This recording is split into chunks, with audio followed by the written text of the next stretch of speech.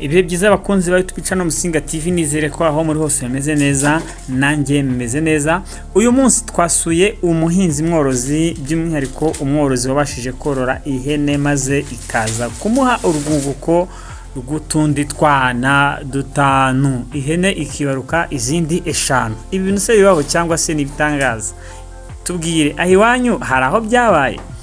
Twagize amatsiko menshi kandi yo kumenya uburyo abasha kuzorora, uburyo azonyesha. Ni gute ihene 5 zonka amabere 2? Nibitangaze, 5 arazifashe. Sikari byo koko, 2 zisigaye ziri konka. Nyirabugenge n'ubugenge bwayo. Tujye usangira ikiganiro cyiza rero, maze uze kubana natwe, maze tuze kureba ni gute bikorwa.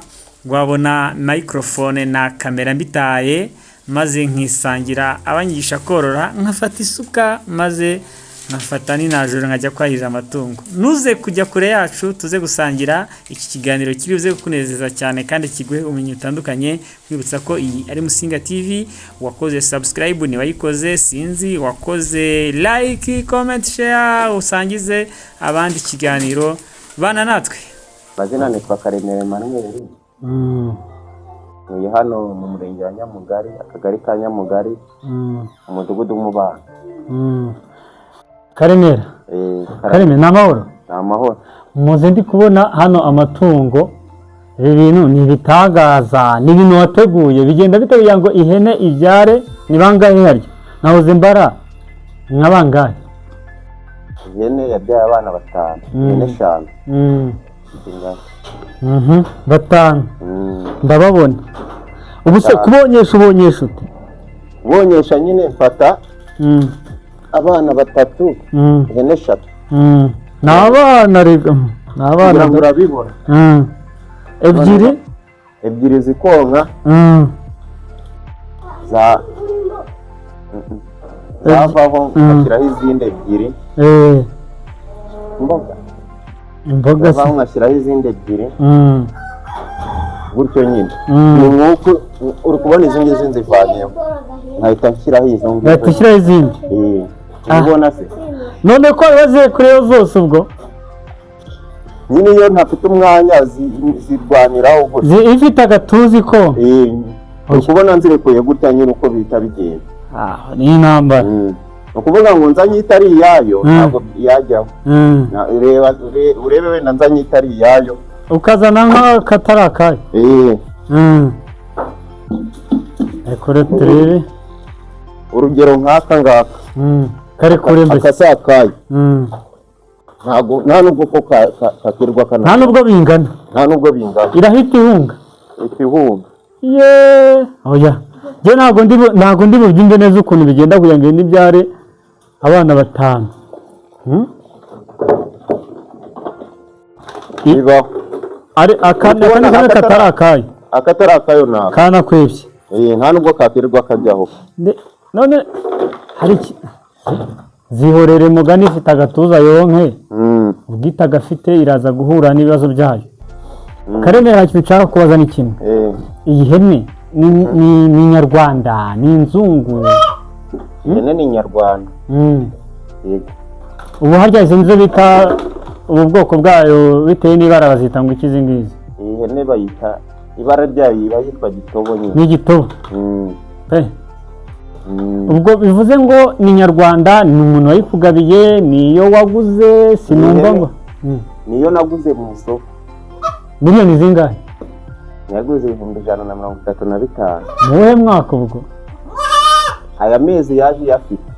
Oya se kandi. 135. Biguri ihene 6. Ubwo ndiko nabibaraje yaguze ihene 6. Yaje ifite amezi itibyara. Ihene 5. None se reka tubazanye abanyarwanda bajya bagira yabo. Na mahirwe ni bya bindi by'abanyarwanda ngo bacururiza ku biti. Mbwira ukuntu ibintu byari abana 5 muri aya mabondo yayo. Urabona ko bameze neza, barashisha. Abahungu nanyiga abahungu inyagazi harimo abashashi 2 n'amasekurume 3. Ukuvuga ngo ziriya shashi zo zamaze no gufata. Oya ubu washaka nari busore zomba z'icyororo none zamaze kubona benezo. Zamaze kubona benezo. Irashashe ishashi imwe uwo bita Louise gitifu wacu wa Bukora. Muri ibi bintu by'ibyorezo kubera ko nge tumujyanama w'ubuzima ntabwo ubuzima ntabwo buherera ku bantu gusa no ku matungo bagomba kuyagira ubuzima nubwo ibifite ubuzima byose.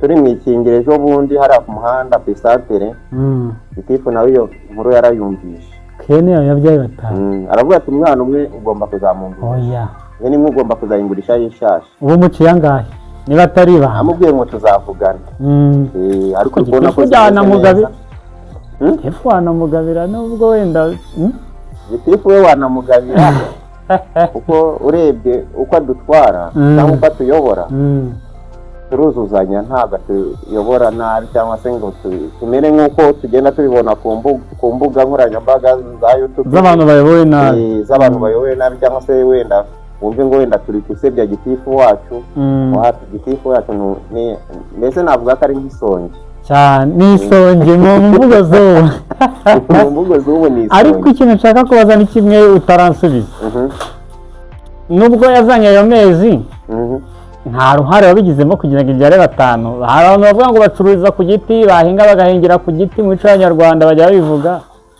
Nta ruhare wabigizemo kugira ngo ibyare batanu. Nta ruhare nigeze mbigiramo. Ni iby'Imana ikora nyine. Ni umugisha. Ari bya bindi by'abarokore ngo iby'Imana ikora ngo biradutangaza. Erega nayo yagukunze rero ukuntu uri kukureba. Wabona yingabiye. Nuko ari kitavuga umuntu abakibajije ariko ndakomeza mbaze wowe. Egekaho. Niyegekeho. Nacyo cyarabyishimiye. Yarabyishimiye nayo. None rero Manuel ikintu mbazana kimwe. Ubundi ukimara kumenya ko ihene yawe ibyaye batanu wari uhari nze kugira ngo mbenye ngo byagenze bite wabyakiriye ute wari uragiye yabyariye ihene yawe ibyara batanu. Ukuvuga ngo ibyara batanu bari turyamye tugiye kumva ihene mbese uko yararaga imiha ntabwo ariko bikimeze byahindutse turabyuka turayireba tubona ihene nyine byakomeye nyine icyakurikiyeho ni ukuyitegereza bwa mbere ku nshuro ya mbere ubona irabyaye ihene ya mbere ibibyaye iya kabiri ndavuga ati bashizemo katujye kwiryamira ye kubona mbona yongeye irashimye ibi birongeye ibyaye wa gatatu ndavuga ati ahari bashizemo mama manzi tujye kwiryamira noneho ubwo ngiye kubona mbona ibyaye undi wa kane ndavuga ati ihene yanjye ibyaye banera uyu yarumiwe araseka cyane ndavuga ati ese ihene ko ari ubworozi ra tino kubyuka duteka igikoma ahubwo twahise duteka igikoma ubwo umugore yaragitetse uri kubona urugo wavuga ngo rubuze ibiryo ntabwo byabura niyo waba utabifite wajya kubishakisha ariko umubyeyi akagira icyo afata ubwo byarangiye yongeye ishima hasi ariko gushima hasi bisobanuye ku matungo ko igiye kongera ikabyara oya ibikubiseho uriya mushashi ubona w'umutamu munini cyane uri uyu nguyu uwo niwo nzaha gitifu uyu mutamu w'uburegeye gitifu ihene yawe ni iyi ngiyi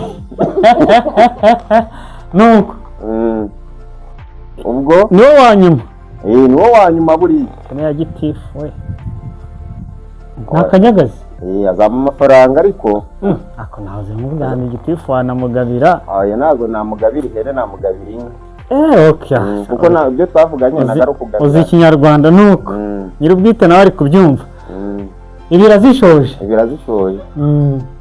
yari ihagaze nka kuri iri kwiyumvira igiye kubyara wa gatanu oya wa gatanu yari ataraza uwa gatanu ni uwo w'uburegeye w'umushashi uwo ni wo wanyuma uyu nguyu uri kwishima si wa gitifu wavuze aha nuko biramubyaye.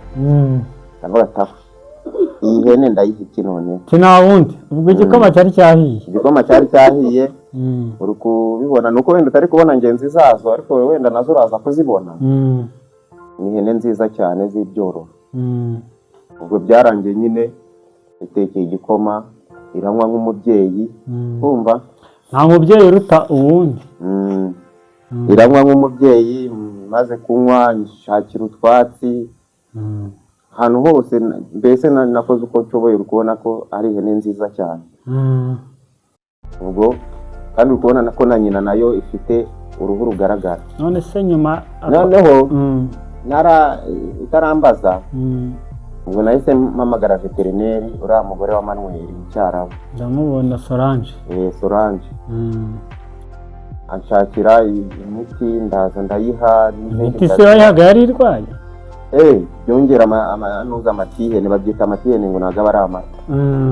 Ubwo ndaziha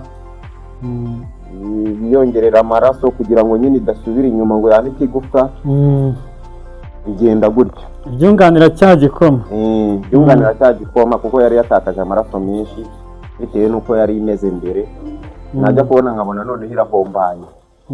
Kubera naho ahantu havuye abana batanu. Ubwo icyo nakoze ni iki? Ubwo nahise nyikubita imiti umubyeyi na mama Manzi nawe akazajya yitaho uburyo bushoboka bwose. Kuko nawe ni umubyeyi. Nawe wenda uraza kugira icyo umwibariza. Naza kumwibariza. Ariko ni ihene nziza cyane z'icyororo. None se hari ahandi bigeze wumva inkuru ihene yabyaye batanu? Ngereranyije. Yambayeho nta hantu nigeze numva. N'ahandi hantu nigeze numva. Kereka wenda nimumva nyuma y'igihe uwo muntu wenda akaza ari uwa kabiri kuri jye. Ariko nta handi hantu nigeze numva umuntu wabyaje ihene 5. Mama Manzi, ihene ukimara kumenya ko yabyaye batanu ko yababyaye uhari nawe nyine, sibyo? Wowe ubwawe wumvise ko ugomba kugira inshingano zimeze zite ku mutungo w'urugo wungutse mu buryo nk'ubwo ngubwo, wumvaga ko uri bukora iki byanze bikunze? Abagabo birirwa bigendera, bimwe yagiye guhahira hirya hino, wowe wumvise ko inshingano ufite zawe ari izihe nyuma y'uko hari itungo ribaye ryakagize umusaruro ungana gutyo?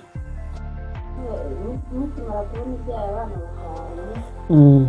batanu, ni kwigikoma yari iri hano mu Rwanda. Nahise mfata ibigori na soya n'amasukanya gushira. Ubwo rero mbuye nyita nyitekera igikoma. Nyitaho nyine nk'umubyeyi wabyaye cyane. Ndayiha umbo urabona ko imeze neza nawe ndacyayitaho. Ntarwe nasinarwe nani yiki nta irasa neza. Cyane buri wese arabibona. Nuko mwese nk'ubu ko hari amafaranga nari mfite naje nzanye nk'ihene mwanshangaye. Ihene n'abana bayo nabajuje umugore mfasha y'ubwayo nimara gucutsa mite mbaha amafaranga jewe. Ahubwo siretse ko muze mu rwenya mwayitanga koko mumbwiye. Naruka kava kuyitanga. Iki ni icyororo. Ni icyororo.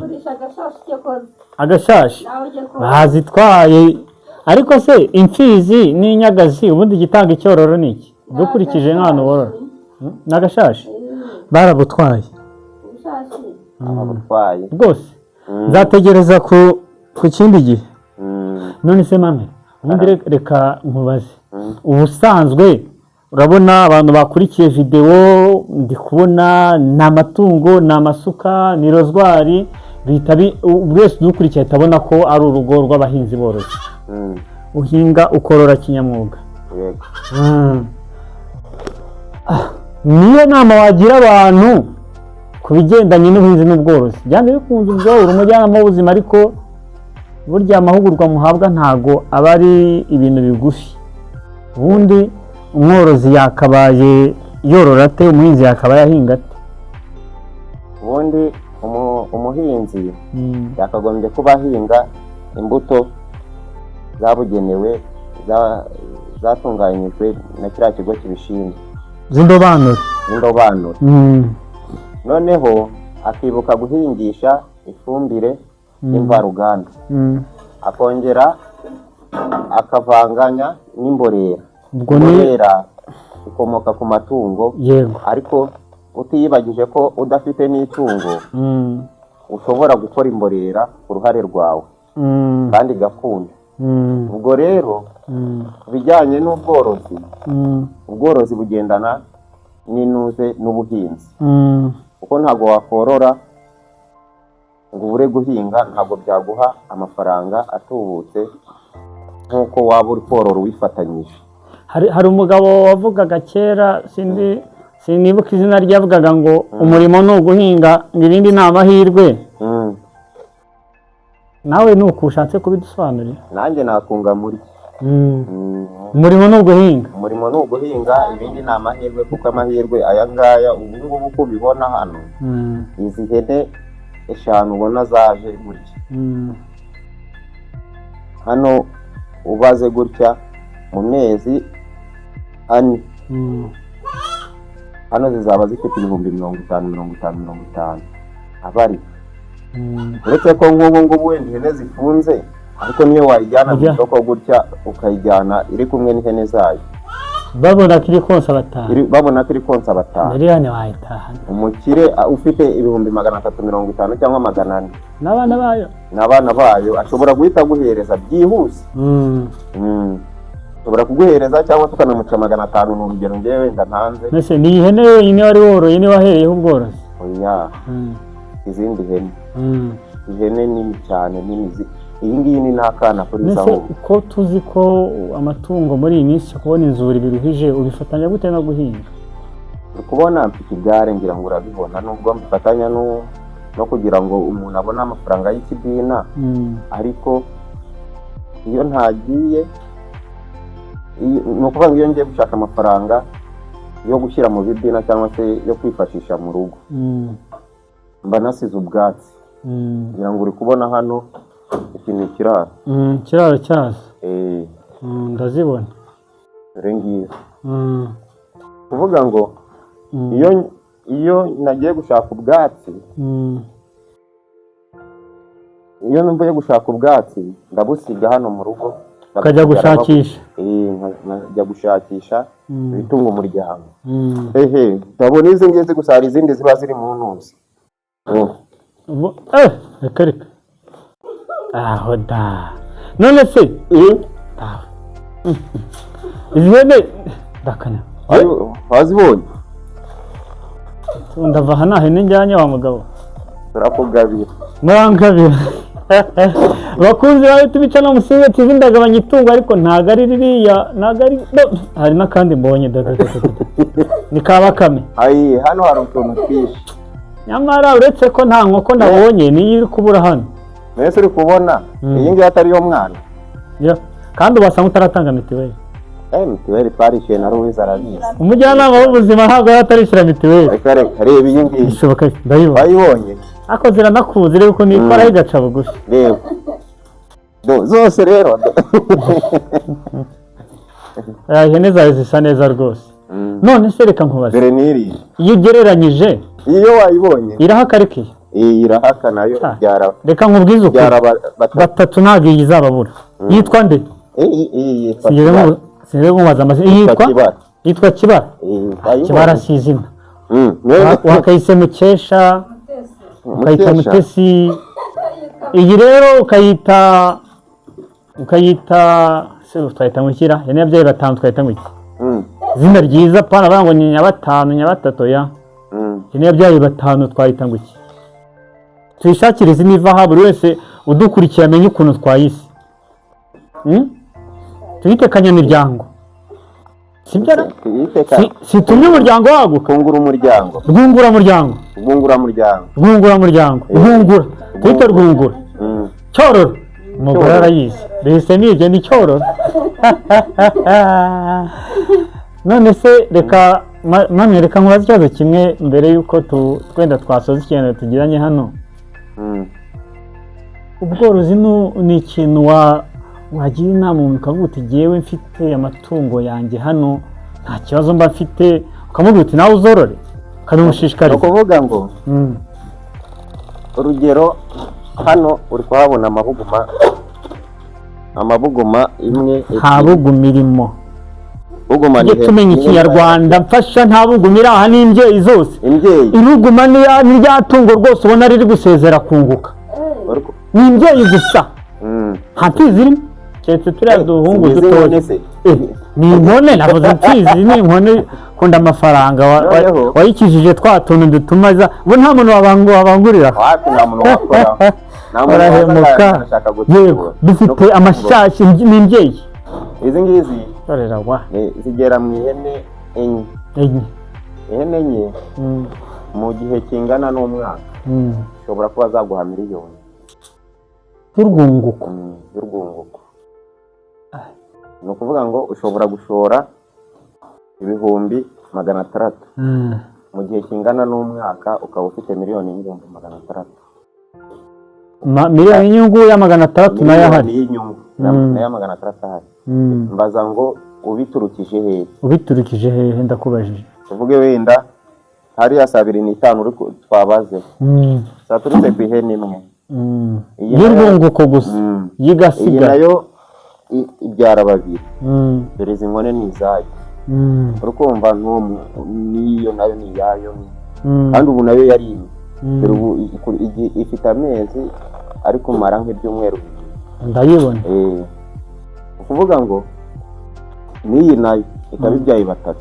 Noneho wakusanya ugahita ubona nk'ihene nk'icumi mu mezi 5. Urwuri ruva he? Nukwahira gusa. Kwahira. Fasha ihene rahiriye kitaba nziza nk'iyo wa mugabo we. Fasha niba buri bantu baragira amajoro ubivuge umuntu abimenye na gitifu amenye kuragira ijoro nta gihene yahirirwa isa gutya. Twumvikane. Ni kwisa. Fasha ni kwisa. Kuko ihene iragirwa ntago itinya abantu. Itinya abantu ariko ubwungu butambutse wagenda ukayikora wabonye ko ziri no kukwegera. Reba niyo mbi uko kwitegereza. No kwitabasha no kuvuga yavuga. Uko naro kwikanga se ifite. Buri uzanye ubwatsi rero no kukurira zapfurira. Reka nkuba cyabe kimwe. Bitari ibanga. Maginga ya ugiye ku isoko ukavuga uti ndashoye umutungo wanjye njyanye ku isoko ibarire. Mbwire ngo hano mu rugo rwanjye aya matungo yanjye ahagaze amafaranga runaka. Amatungo ufite ahangaha udashyizemo rwa ukwavu nabonye. Ibyo rero gereranya byaterwa no ku isoko ryaba rihagaze. Reka tubifate nk'ubuheruka. Twe kureba ubu ngubu ubwo heruka ku isoko. Uko gibwemeruka ku isoko yene nk'iyaguraga ibihumbi 110. Ndabeshya? Maginga ya hano ya miliyoni yamaze kurenga. Sibyo? Gereranya uvuga uti nje vuze ni ihene nzivuyemo ngiye korora andi matungo aya izi hene zawe ariko ubwo turaza gusoza utubwire niba ari amasengesho cyangwa ari ikiruhuko. Abantu borora amatungo bakunguka ni bakeya wa mugabo we nanjye nagejeje kuyorora biranga. Gereranyije rero buri gihe ugihabwa n'isoko. Kuko nk'iyi ngiyi nayiguze 120 mu gihe nayiguriye. Urumva nahoze ngereranya mvuga 110 nagereranyije. Iza nayo ifite amezi. Ikibyara zirankone ebyiri. Ndazibona. Zirankone mvuye kurengera ngo uramuzi uvugana na Esther. Ndamubona. Batarafunga amatungo yaraje mu biti 110. Ku nkone gusa. Nkone ebyiri zonyine. Bivuze ngo tayari yabaye inyungu. Iyi yari sigaye ari inyungu ariko tutiyibagije n'aka kato. Akase nako yabyaye nako? Oya. Yabyaye kamwe. Yabyaye biri kuruhuka. Biri kuruhuka.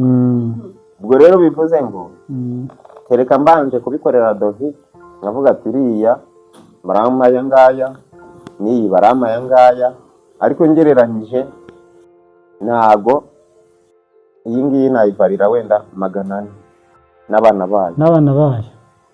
Iriya n'abana bayo 500. Iriya nkoni twankubitishana na 20. Iriya nayo ibyara 3. Ntabwo nayiguha munsi ya 25. Abyumva. Miliyoni yamaze no kurenga niba nabaze neza. Nkagenda mbibara gutyo bivuze ngo nkahita nkora igiteranyo. bivuze ngo hari ubukire mu bworozi.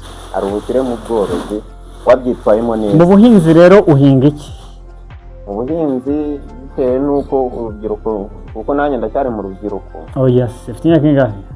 Imyaka 33. Haravuye ibiri ngo oya ntabwo ukiri mu rubyiruko, ubu usigaye ari 30. Utazashuka umugore ngo uracyari umujene wamaze gukura. Urubyiruko ni 30 barabigabanyije, ntabwo ukiri 35. Ubwo ndi mu basheshe akanguhe rero. Oya umaze gukura. Umaze gukura.